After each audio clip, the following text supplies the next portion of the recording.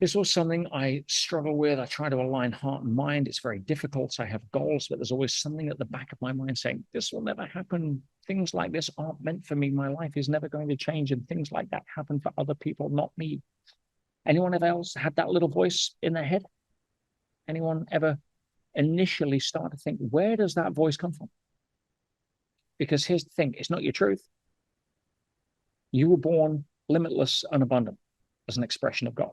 Right? That's there's nobody can argue against the magic of us being here. All right. It's this isn't a few amino acids that did a happy dance, smoked DMT, and we appeared. That's not what happened. Right. So if we're talking about I'm doubting myself, I have a persistent voice. I've got news for you. Yeah, breathe in. It ain't your voice. The first thing you have to identify is whose voice is that? Because you weren't born self-doubting. You weren't born thinking you weren't good enough or weren't worthy of success. You picked that up. It may have been a forceful school teacher that was dealing with their own infidelity and taking it out on the kids, or bad childhood. It may have been, your drunk dad trying to appease you, right, in a way that thought he would motivate you by saying you'll never grow up good enough.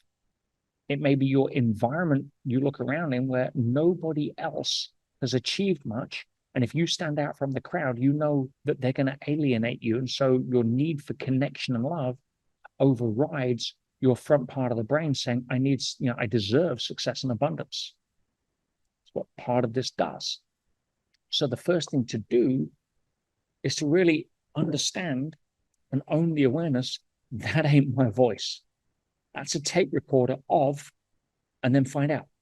Think about it. Who's echoing here? It may be your uncle. Yeah. Maybe your best friend growing up. One of my best friends growing up was always trying to talk me out of these crazy business ideas that I had. Let's just go get a normal job. I love him to bits. He's 55 years old right now and he's driving a bus.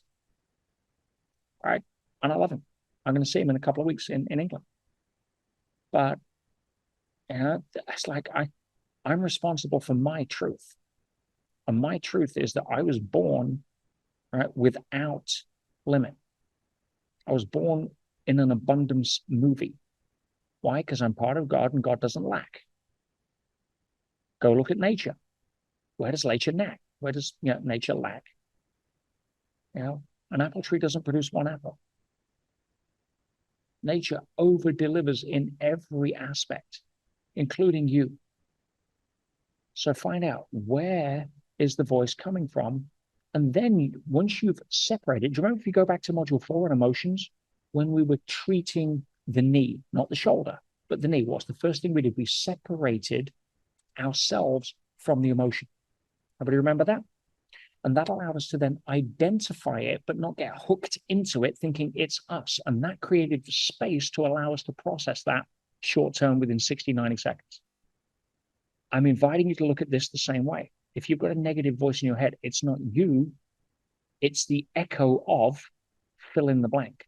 So once you realize that that voice is a different label, a different person, a different entity, and it could be your collective environment of your teams. If you can't pin it down to one person, don't worry about it. But know that it isn't you. It's not your true voice. Your mind has been trained to doubt. Your mind's job, your ego's job, is to keep you safe in a scary world full of saber-toothed tigers. That's its job. So be thankful for it. It isn't you. That's not your voice. Your voice is what lights you up when your heart sings. So if you're saying, I need to get rid of this voice, right? You don't need to get rid of it. That's like saying, I need to get rid of my noisy neighbor. You don't need to get rid of your noisy neighbor. You just need to learn how to not be bothered by your noisy neighbor. You're not going to get rid of a screaming kid behind you on the airplane, right? Who's crying because their ears hurt through the pressure. And you see, oh God, freaking, I knew I'd get one, right? All of that, right? Oh, you learn how to send them love and then wonder why within 3 minutes the baby stops crying. Or You think, wow, this is so cool. They've sent me an extra test for my plane meditation because they believe that I can pass. Right. Okay. So I did with the first time I walked in my prison cell. Right. I stopped literally, almost jaw open, and the guy behind me, Ali, almost ran into me. We're carrying our bedding. It's like, what? I'm like, this is epic. I used the word epic. It's like, what? What? Probably thought there was a hole in the wall we could escape from. I don't know. I said, this is epic. They've given us our own meditation room with a toilet. Right. Thought I was nuts. Right? We became good friends over that weekend. But, there's always a way to reframe things. And if you have that little voice on your shoulder, very similar to me with tinnitus, there's days where it's really loud. And I thought, great, that means today the universe already knows there's going to be a lot more people talking crap. It's just protecting me, from being able to hear them. And there's always a way to frame it. I know people with tinnitus that have put a shotgun in their mouth because they don't know how to frame it.